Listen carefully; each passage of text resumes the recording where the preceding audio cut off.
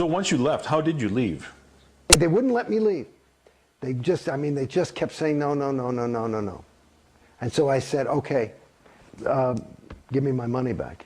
And that what I had was, you know, money on account.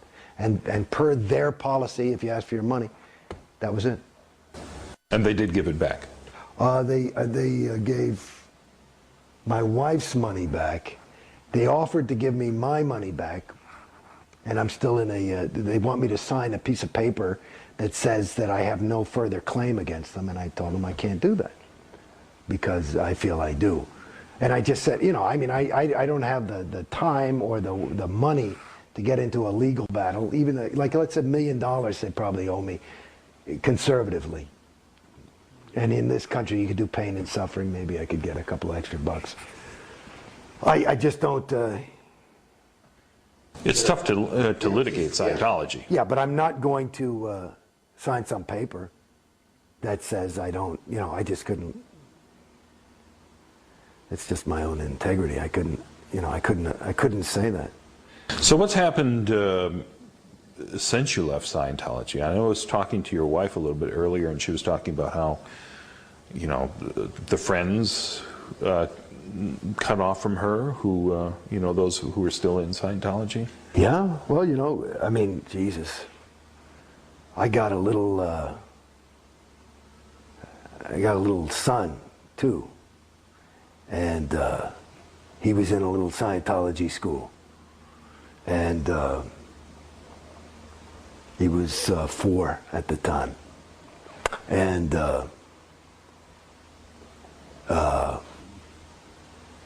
no school was started. We moved.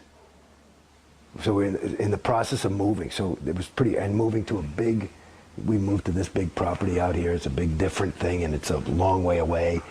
And they kicked him out of school. It was a Scientology school? No, yeah, they kicked him out.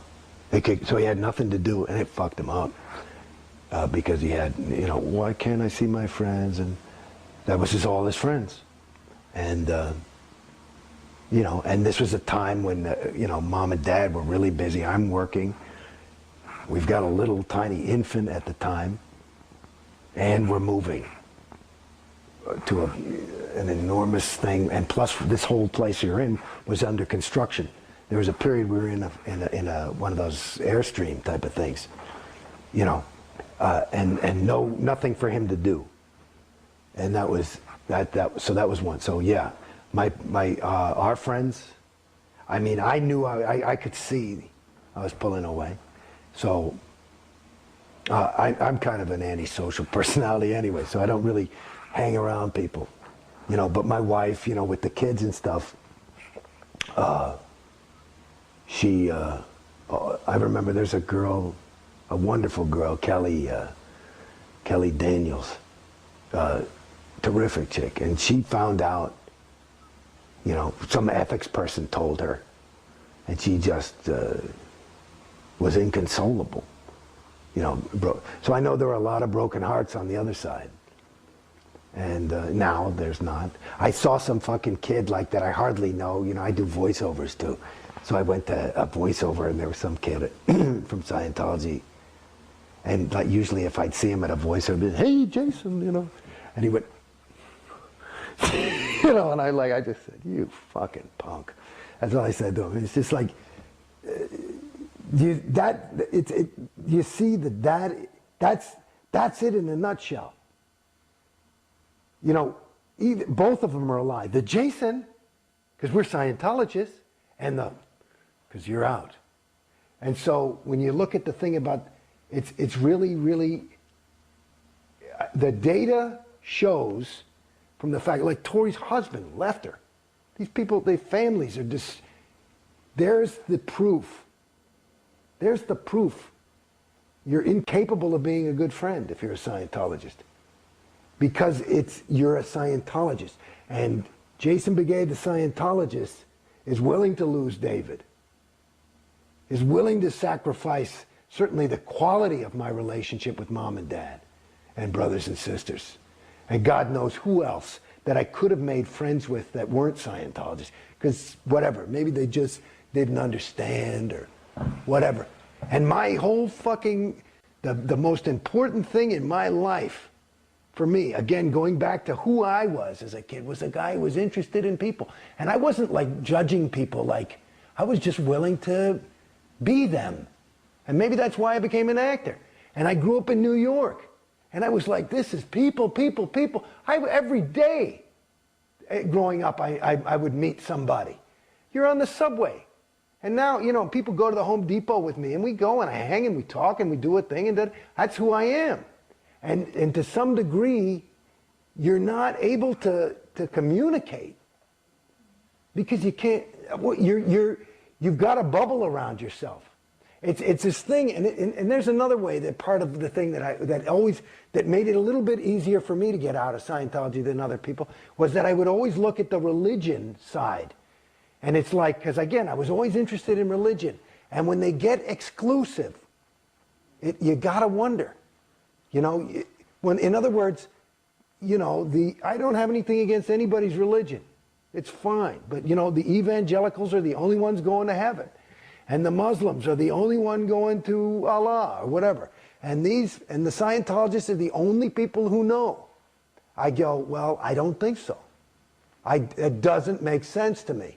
You know, and there's an interesting story. Like one of the things that, like they said that, like one of the things that took the biggest hits on religion in this century was it fucked up a lot of people. You know, World War I was a vicious, awful war, different than others, with gases and mustard gas, and it was terrible, and people were slaughtered, and it fucked up a lot of the Germans and the Americans when they go and they'd see their bodies, and they saw that they had the same Bible. They said, whoa, I thought God was on my side. And it's the same, and it apparently, so it's like this kind of, you know, when things are bringing people further away from others and distancing them, and Scientology to the degree that I'm a different species. You're a wog, I'm a homo novus. And I'm homo novus enough to be loving of you. You see what I'm saying? That's pretty bad. You know, and then you look at that, you know, and radical Islam, you know, it's like, it's not that different. And yet Scientology says that they're not exclusive, that you can certainly be any other religion and be a Scientologist. Well, let me tell you something. I talked to many terminals about this.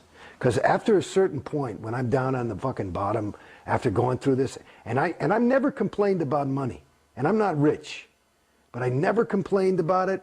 You never had to fucking beg me for a fucking thing. I would go in and throw down. When I was ready to do it, I'd say, let's go. And it wasn't ever, I wasn't ready because I didn't have the bread. It was, I wanted to be ready because I wanted to, if I'm going to fucking do this thing, I'm going to do it, you know, and I got to be behind it. And that's where I was at as a Scientologist. I told those fucking people, because they're always talking about, you know what they're doing? You know why they need all this money? You know what their real goal is? It's to clear the planet.